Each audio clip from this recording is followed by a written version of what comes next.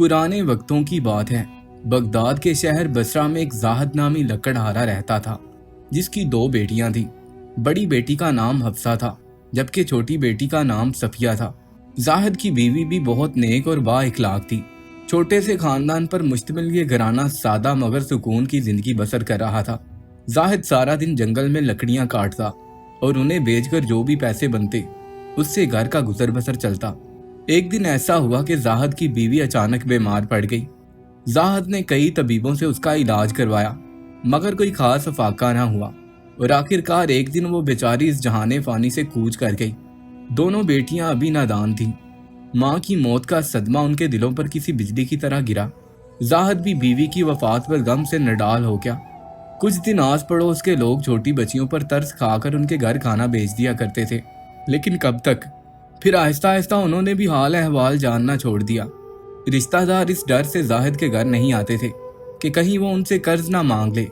गर्ज ये कि आहिस्ता आहिस्ता हर कोई उनसे मुंह मोड़ने लगा।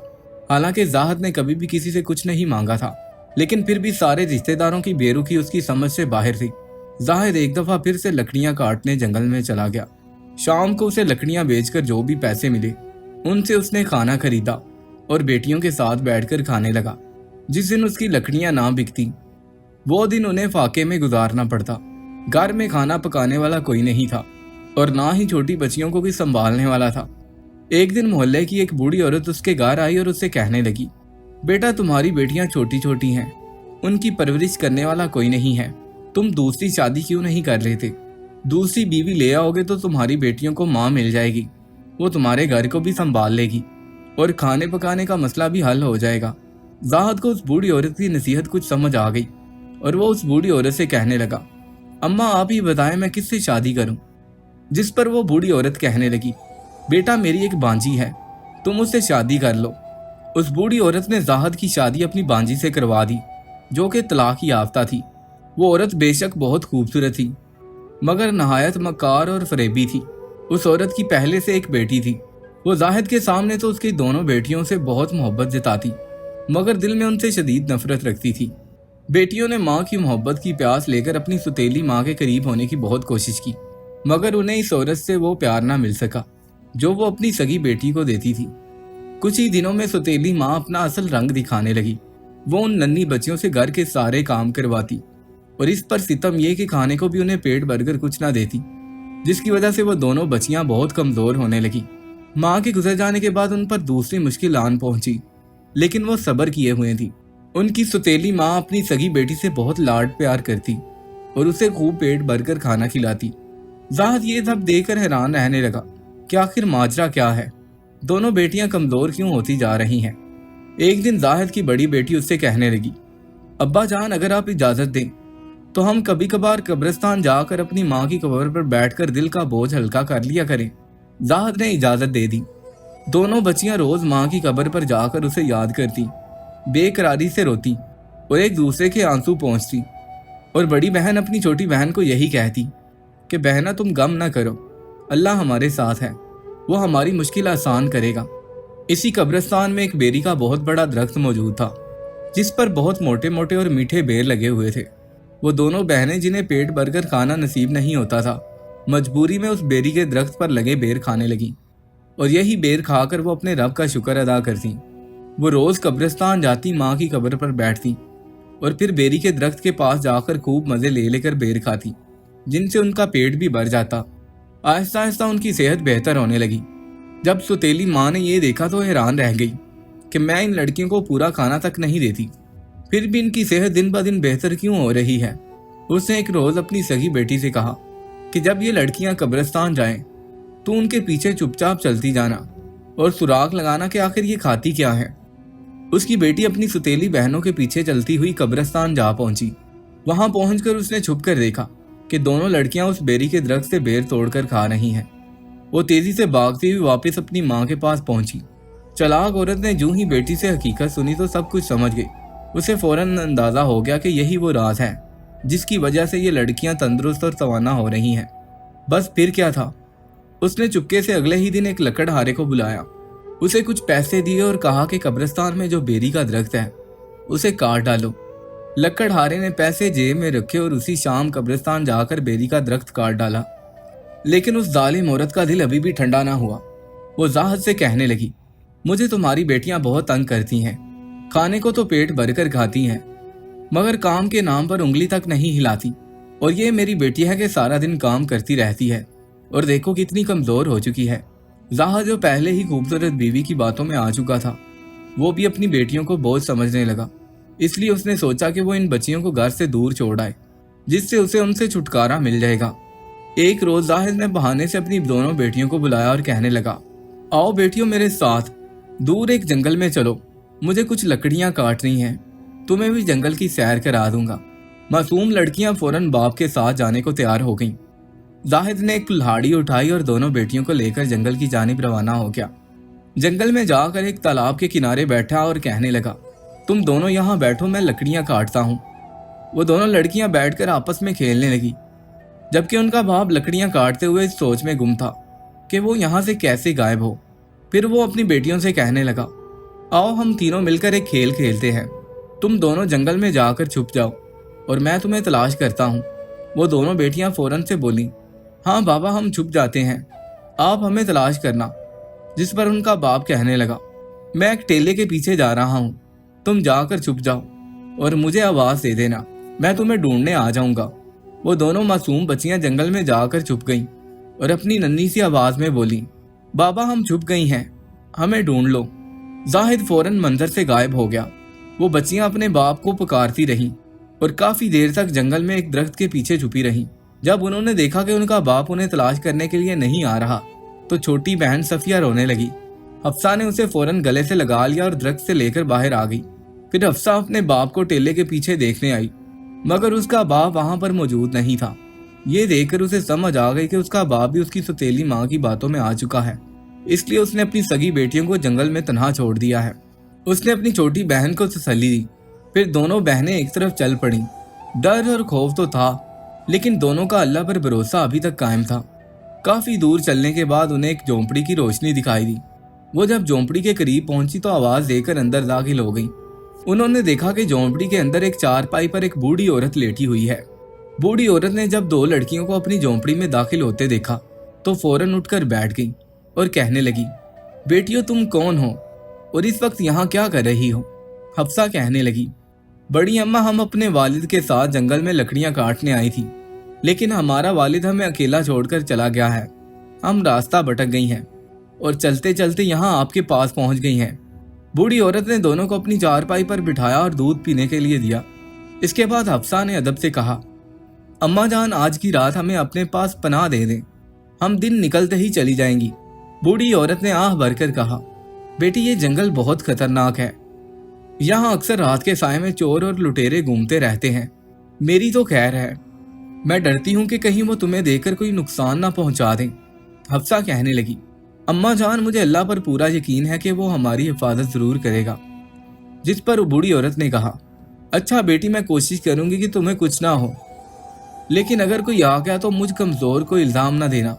चुनाचे वो दोनों बहनें उस झोंपड़ी में रात गुजारने लगी।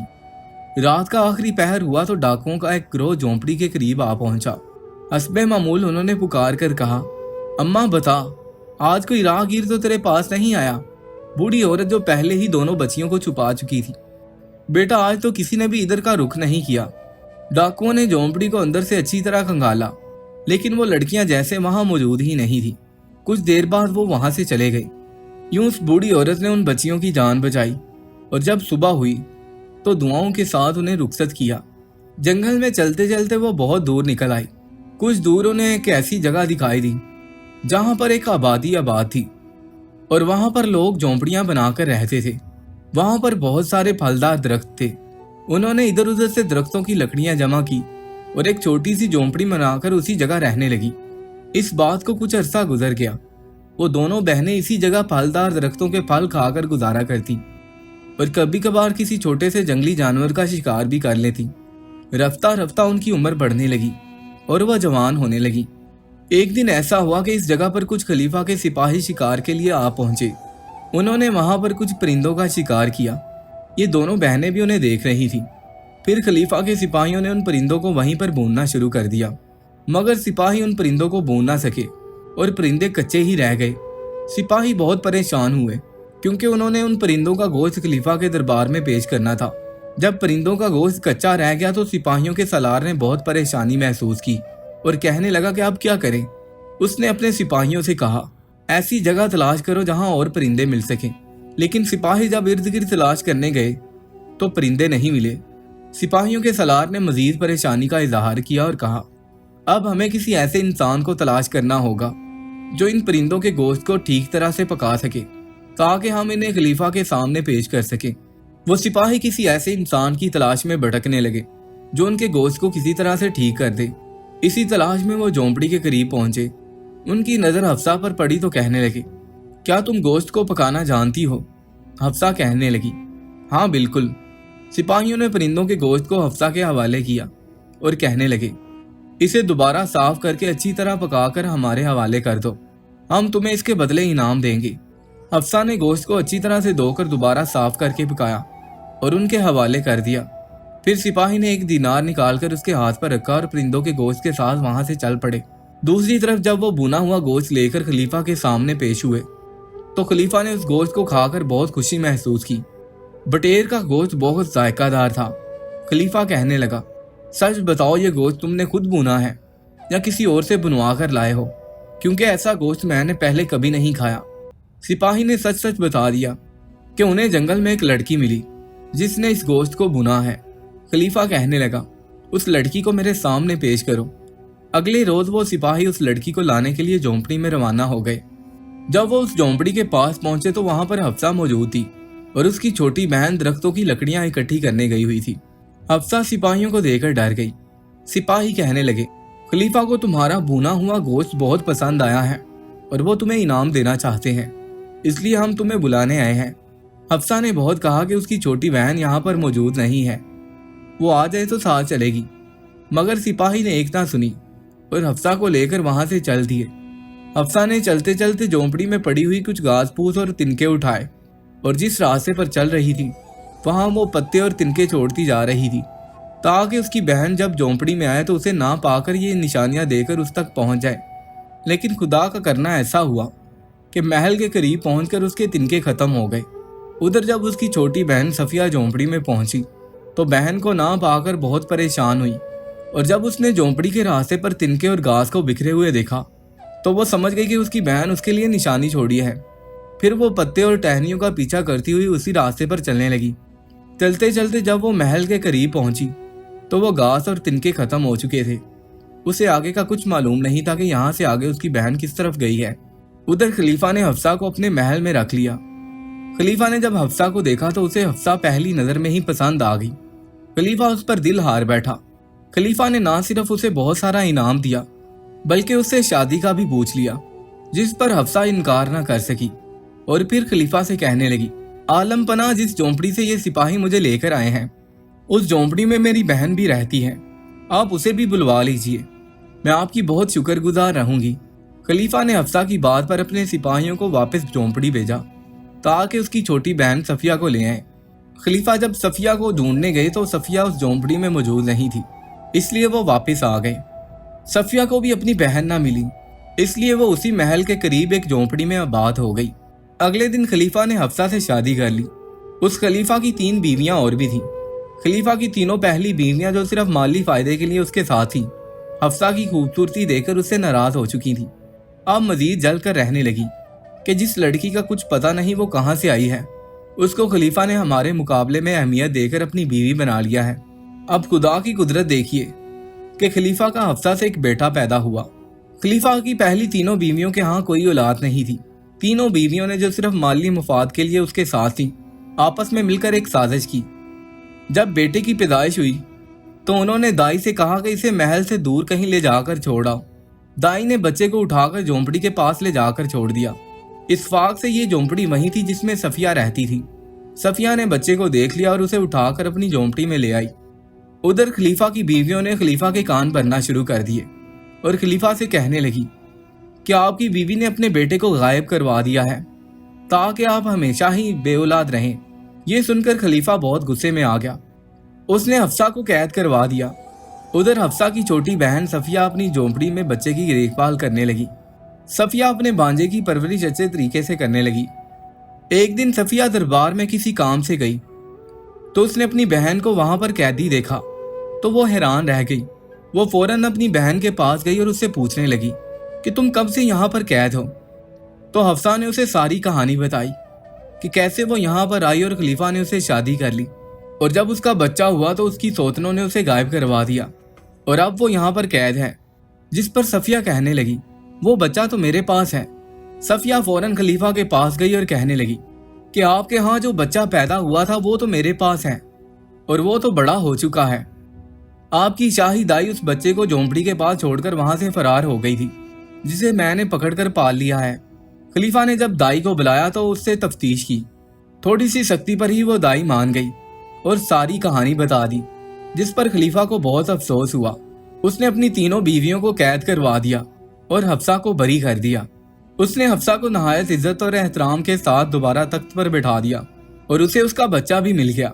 सफिया भी अपनी बहन हफ्सा यानी मलका के साथ खुशी खुशी महल में जिंदगी गुजारने लगी। दोस्तों, इस कहानी से हमें ये सबक मिलता है कि चाहे जितनी भी मुश्किलात आ जाएं, हमें अल्लाह की ज़ात पर हमेशा भरोसा रखना चाहिए। वो हमें कभी भी अकेला नहीं छोड़ता और बुरे से बुरे हालात में वो हमारा साथ देता है। दोस्तों, उम्मीद करता हूँ आपको आज की ये वीडियो बहुत पसंद आई होगी। पसंद आने की सूरत में इस वीडियो को लाइक करके अपने दोस्तों के साथ लाजमी शेयर कीजिएगा। मिलते हैं एक और नई वीडियो के साथ, तब तक के लिए अल्लाह हाफिज़।